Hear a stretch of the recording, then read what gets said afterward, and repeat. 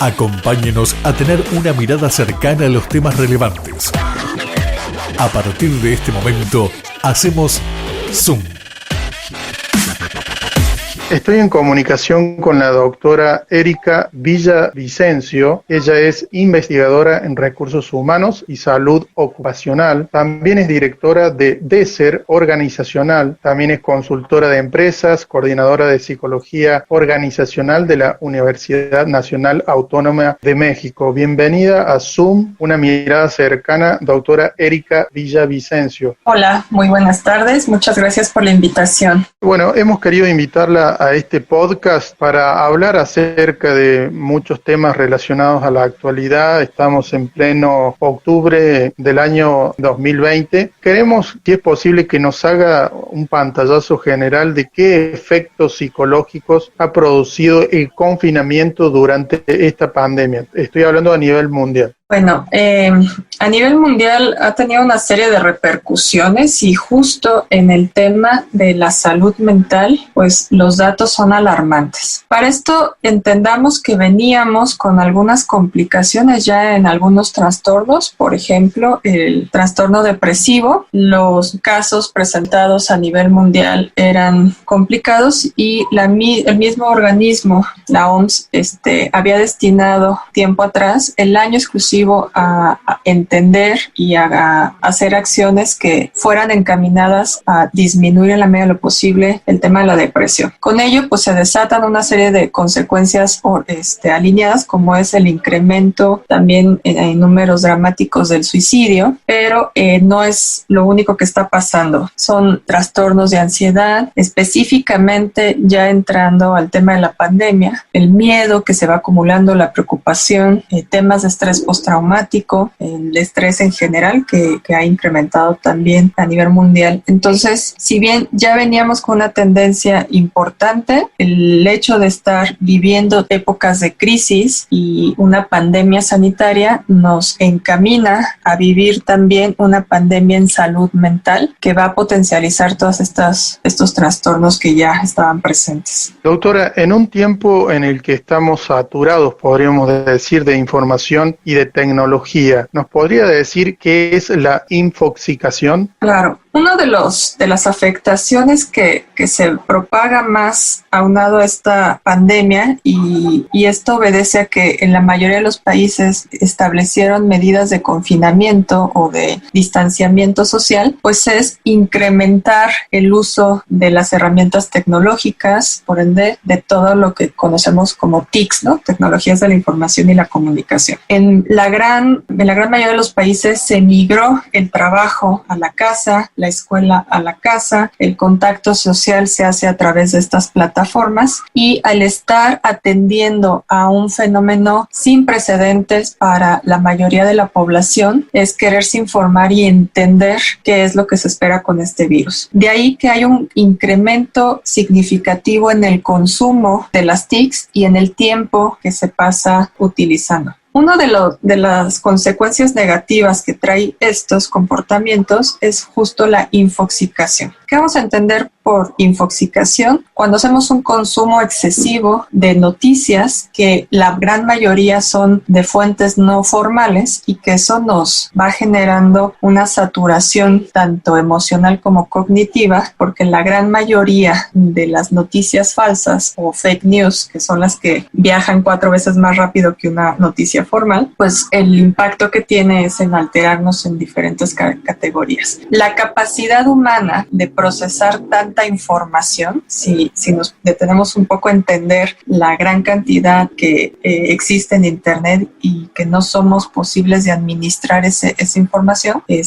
nosotros nos exponemos de forma constante durante todo el día, durante todas las semanas, pues llegamos a saturarnos, a infoxicarnos con este consumo poco saludable. No sé si lo logro explicar. Exactamente, doctora, pero ¿estamos capacitados para recibir tanta data últimamente? Definitivamente no.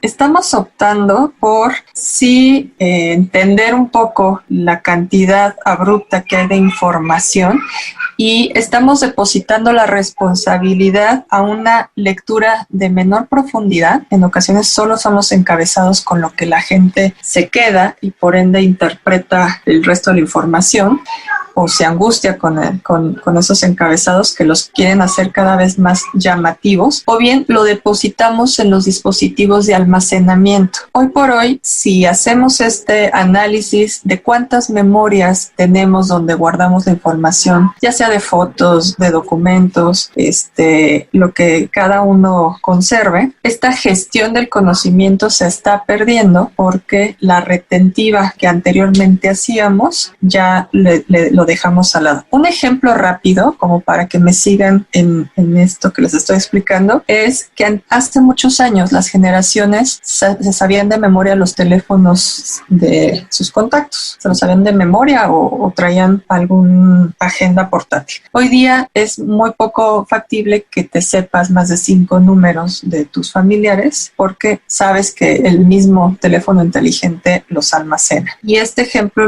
lo tenemos en muchas otras áreas, inclusive la escolar, en donde lo vamos depositando, y ya el recuperar esa información, hacer un análisis, una síntesis o una toma de decisiones se complica por lo mismo. Es decir que tanta información por un lado quizá pueda ser positiva, pero también en casi la mayoría de las veces es negativa, como nos puntualizaba. Así es positiva porque tenemos acceso con la tecnología, con el desarrollo de Internet, bases de datos de cualquier parte del mundo, con un sentido de inmediatez. Yo puedo acceder a una biblioteca en Londres, en fin. Entonces puedo tener mayor información en tiempo y forma. Sin embargo, no tenemos todavía el entrenamiento en la mayoría de los casos de saber, primero, filtrar cuál es la información que me sirve. Segundo, hasta qué punto es suficiente hacer una información. Los que hacen investigación, por ejemplo, y quieren concretar su marco teórico, pues se van a encontrar esta dificultad de que tienen tanto que ya no saben qué se pone y qué no. Entonces, el siguiente paso, una vez que detectamos cuál es la información útil y de fuentes confiables, sería realmente analizarla, comprenderla, retenerla para seguir este proceso, digamos, lo normal que nos ha caracterizado con anterioridad y no caer en una saturación que trae con ello diversas consecuencias psicológicas. ¿Qué es el tecnoestrés, que ahora últimamente se habla mucho? El tecnoestrés es una consecuencia derivada del uso desadaptativo de las herramientas tecnológicas. Cuando digo uso desadaptativo, me refiero a que efectivamente ya estoy con una sobrecarga en tiempo o frecuencia o cantidad, y que esto me va ocasionando diferentes afectaciones psicológicas muy similares al estrés, pero esto exclusivamente por las TICs.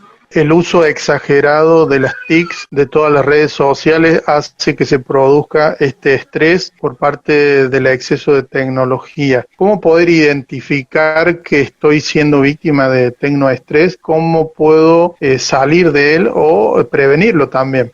Esto va a deber a los primeros síntomas que la persona ya tenga y al contexto en el que se ha desarrollado. Obedece hacer un autoanálisis, identificar cuánto tiempo llevo haciendo este uso excesivo, ya sea si estoy haciendo home office, si estoy haciendo homeschooling, qué otras actividades estoy realizando que me permiten permanecer conectado por exceso de tiempo. En muchas ocasiones, en países como el de nosotros, faltan ciertas reglamentaciones para tener un óptimo manejo del trabajo a distancia. Y, por ejemplo, aquí en México es muy frecuente encontrar trabajadores que permanecen hasta altas horas de la noche, trabajando, contestando correos, mensajes, y esas jornadas las han hecho durante todo lo que lleva la pandemia. Ahora bien, ¿qué otros síntomas la persona ya está detectando? Y estos síntomas obedecen bien a las características individuales. Puede ser distintos entre personas, pero dentro de los más comunes están desde la parte del organismo, en donde vas a tener ya cansancio visual o estás lagrimeando constantemente, dolores de cabeza, dolores de las posturas, porque si permanezco tanto tiempo conectado a las tecnologías, posiblemente estoy descuidando la posición ergonómica para desempeñarla. Puede ser también que ya tenga algún trastorno alineado a mi ciclo de sueño y vigilia, porque en ocasiones el estímulo constante al que estoy expuesto por estos medios tecnológicos me impide tener un descanso reparador, me cueste más trabajo conciliar el sueño, o bien, dada el avance que tienen los aparatos, el que ya son inalámbricos, pues puedo estar hasta altas horas de la noche todavía en redes sociales, contestando correos, etc. Trastornos alimenticios también se han asociado en muchos casos, y esto debido a que la persona, como una de las consecuencias, es que no puede desprenderse para tener sus horarios de alimentación, o está comiendo durante el trabajo, sentado comiendo, a veces su dieta no es balanceada, no respeta los horarios, o se alinea con otro trastorno psicológico derivado de esto, que es la constante ansiedad que la persona presenta justo por la presión que tiene del trabajo. Entonces puede estar confundiendo estos niveles de ansiedad con hambre. Ya que entré a la parte psicológica, el tecnoestrés se alinea con muchas afectaciones que es muy difícil detectar si son exclusivos de un trabajo a distancia, como la realidad que están pasando muchos trabajadores de cuidar y aceptar las condiciones de trabajo que se están dando, aunque eso lo lleve a destinar más tiempo del debido, con tal de mantener su empleo, ¿no? El mismo consumo de noticias, el mismo esfuerzo que hace el cerebro al reconfigurar ahora mensajes por estas vías, como se hacen en una videollamada, en una sesión donde va a hacer un esfuerzo adicional al que hacía en una interpretación de una junta presencial, ¿no? Entonces, todos estos elementos hacen que la persona presente niveles de ansiedad, presente saturación, como lo veíamos, tema de infoxicación, el estrés de entregar las cosas a tiempo y, como vemos, se puede presentar varios síntomas a la vez, lo cual pues genera un cuadro complejo para hoy día las personas viviendo este tecnoestrés. La siguiente pregunta va más apuntada a las nuevas generaciones, por decir de alguna manera más a los niños. Dicen que los que trabajan en Silicon Valley prohíben a sus hijos el uso de móvil a temprana edad. ¿Cree usted que es una actitud que cualquier padre debería copiar de ellos? Bueno, eso es una respuesta delicada y quiero dar mi punto de vista basado en la evidencia y basado también en los estilos de crianza, ¿no? Respetar cada quien los parámetros que tiene, pero entendamos una cosa. Estamos en un mundo en donde el avance tecnológico no se va a detener, en donde hoy por hoy están las sociedades funcionando gracias a la tecnología, ¿no? Se siguen tomando clases a distancia, se siguen las organizaciones operando en la medida de lo posible a través de estos mecanismos. El hecho de llegar a un extremo y apartar a los pequeños de esta realidad, creo que tarde o temprano les va a ser complicado. Pero tampoco es darles la oportunidad de un consumo sin control. Creo que el mensaje que ellos pretenden dar es justo tener patrones de horarios, de páginas, de cosas que los pequeños pueden hacer, porque hay muchísimas... Un equilibrio. Exacto, actividades orientadas al desarrollo cognitivo, emocional, etcétera, que se pueden aprovechar, pero sí con controles y sobre todo en tiempos y en lugares que los pequeños puedan consultar. ¿Está mal basar nuestra vida en las redes sociales y por qué? Justo el tema de las redes sociales es un tema que se tiene que estar analizando y sensibilizando a la población. Creo que el hecho de caer no solamente en tecnoestrés, sino también en una tecnoadicción, que eso va unado a la respuesta anterior. Prácticamente las generaciones más pequeñas, las más nuevas, son las que generan esta dependencia conductual, ¿no? Va en relación a cómo estamos adentrándonos al manejo de las redes sociales y cómo es que están operando. Las redes sociales tuvieron un objetivo en la creación pero hoy por hoy se ha descubierto que se puede obtener muchas cosas de ellas. Y una de esas cosas es la parte comercial, ¿no? Pareciera que somos muy ingenuos y pretendemos solo tener interacción con nuestros conocidos al hacer uso de redes sociales porque el cerebro se condiciona a recibir estos premios, estos estímulos positivos cuando alguien me da un like o cuando alguien me hace un comentario en estas interacciones que hacemos a través de estas plataformas. En los cerebros que están en maduración, pues cada vez quieren más y más recompensas y entonces se vuelve un círculo muy vicioso. De ahí que afecta al desarrollo de estas personas porque tienen una doble vida, ¿no? La realidad virtual y la vida per se, en donde cada vez van optando por aislarse y permanecer únicamente conectado a través de estas páginas. No saben hacer una división, ¿no? Van perdiendo la noción, pero se van abriendo la posibilidad a más riesgos de ciberbullying, de afectar la autoestima, de sentirse inclusive menos habilidosos de entablar una conversación en persona, ¿no? Hay muchos otros riesgos, inclusive sí hay estudios en donde las personas que más usan redes sociales son las personas que más endeudamiento tienen en la parte económica porque pues son cautivos de todas estas marcas que están ahí aprovechando estos patrones de visitas de páginas e intereses que las personas exhiben en estos lugares.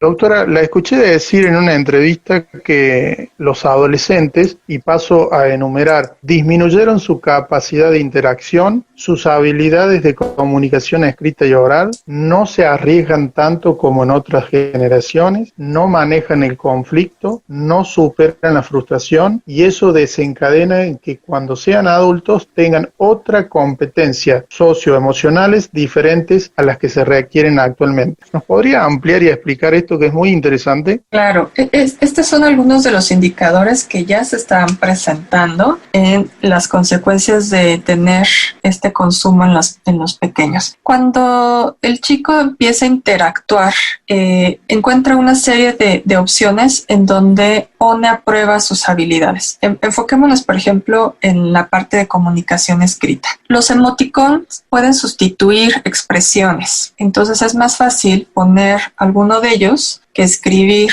una oración. Y el exceso de uso con los memes, con estos simbología, pues va reduciendo la adquisición de un vocabulario. Cuando a estos alumnos se les hacen ejercicios en el ámbito escolar, pues ya se ve en una afectación en la habilidad de realizar algún tipo de escrito, ¿no? Van afectando sus habilidades de comunicación escrita, pero también en comunicación oral, porque si la persona se equivocara al momento de mandar un mensaje, lo borra, lo elimina, o bien graba las veces que sea necesario un audio. Al momento de hacer esto en un texto limpio, pues la persona se da cuenta que no tiene las mismas habilidades porque todo esto es cuestión de práctica. Entendamos que también no es que estén leyendo más, estamos bombardeando cada vez los estímulos en estas plataformas son con mayor mercadotecnia, publicidad, entonces reduce su habilidad lectora y por ende tiene menos vocabulario en su haber.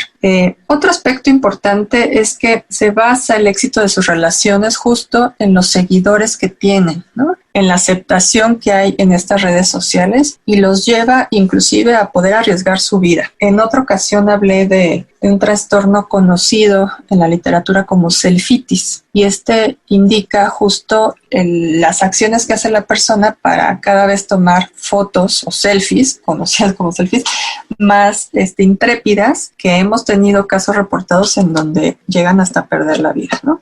Pero justo esta acción lo asumen o este riesgo lo asumen con tal de incrementar sus seguidores. Se están comparando en muchas ocasiones con figuras públicas que se exhiben por los medios de comunicación, que a lo mejor no son las figuras que compaginan con los valores, los estereotipos, los niveles económicos que tienen, y este comparativo constante los lleva a tener afectaciones en su personalidad, en su autoestima, que los llevan a aislarse, los llevan a pretender aparentar algunas cosas. Cuando las personas están expuestas constantemente hacia estos efectos, al momento de quererlas poner a hacer otras cosas como el ejercicio, como salir al aire libre, pues los deseos son menores porque viene otro trastorno conocido por sus abreviaturas como FOMO, F-O-M-O, que es traducido al español el miedo de perderme de algo. Si me estás invitando a un lugar en donde no puedo estar consultando el timeline, seguramente me voy a perder de alguna publicación que me saque de la jugada, ¿no? Entonces, exacto, eso va reduciendo la interacción en otros contextos, y cuando la persona se da cuenta, pues ya es más fácil continuar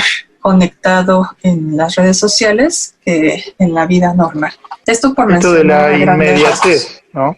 Claro, y sentirse parte de la jugada. Es como, insisto, una realidad virtual que implica mucho tiempo y esfuerzo para mantenerla. Exacto. Hay algo que le oí decir en una entrevista y me llamó la atención, y por eso va la pregunta: ¿qué es el derecho a la desconexión? El derecho a la desconexión es justo la capacidad que en muchos países ya se ha implementado desde las autoridades para que los trabajadores no accedan o no tengan que contestar o revisar diferentes aspectos de su trabajo después de su jornada. ¿Esto qué quiere decir? Que se establece claramente el horario de inicio y término de cada día, y después de esos horarios el trabajador no está obligado a contestar a su organización, a su jefe. Este derecho de desconexión es el siguiente paso que los países que todavía no lo asumen tienen que discutirlo y establecerlo para permitir que la persona pueda sí desempeñar su trabajo, sí ser productivo y llegar a los estándares esperados, pero también pueda atender otras áreas de su vida, porque curiosamente la nueva esclavitud nos ata a estar todo el tiempo con este sentido de inmediatez, respondiendo pendientes del trabajo, y no siempre más es mejor. El hecho de que la persona esté en alerta por más horas, pues tarde o temprano vamos a ver alguna afectación en su desempeño y por obvias razones en su salud. No quiero invadir su intimidad, doctora Erika, pero ¿cómo usa el móvil usted y qué límites se pone personalmente? Porque está en este mundo hipertecnificado y seguramente que debe tener sus detalles, ¿no?, para poder usarlo. Su respuesta a modo de ejemplo, ¿no? Claro, a modo de recomendaciones, y justo son las que derivo de esta guía de autoayuda. Se le llama autoayuda porque, según los especialistas en la temática de la salud mental, es la medida más efectiva para salir bien librado de este tipo de pandemia. ¿Cuáles son las recomendaciones? Y a título personal, ¿cuáles las implemento y he corroborado su eficacia? Uno, tener una rutina diaria de actividades con horarios establecidos y tratar de equilibrar con las diferentes áreas que yo desempeño. Tratar de apegarnos lo más posible a una nueva rutina, porque justo de las afectaciones que desencadenan los problemas de salud mental es el no tener el control del día a día. Entonces, saber a qué hora me levanto, tener una rutina de higiene, mis horarios de alimentación, una alimentación balanceada para que mitigue el cansancio y el desgaste que tengo. Independientemente que no hay tanta actividad física, el cerebro sí consume su energía, y tengo que darle alimentos que me faciliten la concentración, la mielinización de las neuronas, etcétera. Tener momentos de desconexión. Y estos momentos de desconexión deben de ser estrictamente para mí, ya sea que no haga nada, literal, no haga ninguna otra actividad, lo cual me ayuda a que el cerebro se restablezca, se desestrese un poco. A veces lo hago acompañado de alguna meditación. Escucho mucho música con diferentes objetivos, desde música que me alegre hasta música clásica igual, que me ayude a que mi cerebro tenga este funcionamiento óptimo. El humor es un aliado importantísimo para bajar el estrés, inclusive el tecnoestrés. El ejercicio, tratar de hacer, yo hago 1 hora diario de ejercicio, pero si no se puede, pues con 30 minutos que las personas realicen, también tiene todo un impacto, no solamente en los neurotransmisores que se liberan al momento de hacer la actividad aeróbica, sino también estirar el cuerpo que está tanto tiempo en ciertas posiciones, cambiar el campo visual de los ojos para descansarlos un poco.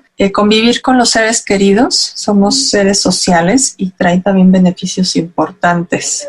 Inclusive el tener contacto con las personas te ayuda a que detecten si tú estás entrando ya en un cuadro de tecnoestrés o de cualquier otra afectación, o bien tú percatarlo en la otra persona, porque tenemos estas muestras conductuales de cómo eran antes. En general, el descanso, en la medida de lo posible, tener un sueño reparador, no llevarme el celular a la cama ni la computadora, tener espacios fijos de trabajo. Si la computadora tiene su lugar, su escritorio con iluminación, ventilación, una silla ejecutiva, todo esto ayuda a que el cerebro se programe, y cuando yo llego a trabajar optimizo el tiempo porque estoy habituada a que ahí me desempeño. En cambio, si me llevo el celular a varias partes, pues termino no siendo productiva. En general son algunas recomendaciones que, insisto, parecieran muy básicas, pero el hacerlas todo el tiempo te ayuda. Bueno, muy interesante la charla, doctora Erika Villavicencio. Muchas gracias por su tiempo. Por favor, por último, ¿dónde puede la gente saber más de usted, de sus trabajos? Pues con todo gusto estamos para asesorarlos, para aclarar sus dudas o bien para compartir resultados de las investigaciones. Me pueden encontrar en las redes sociales con mi nombre, Erika Villavicencio Ayú. Estoy en Twitter, estoy en Facebook. Pueden escribirme a mi correo ericavilla@hotmail.com, y dentro de la Universidad Nacional Autónoma de México en la Coordinación de Psicología Organizacional, que también están en las redes sociales. Por ese mecanismo también podemos tener contacto. Será un gusto charlar con ellos. Muchas gracias, doctora Erika, y hasta la próxima. Hasta la próxima, un saludo a todos y un abrazo desde México. Hasta aquí, Zoom, una mirada cercana a los temas relevantes.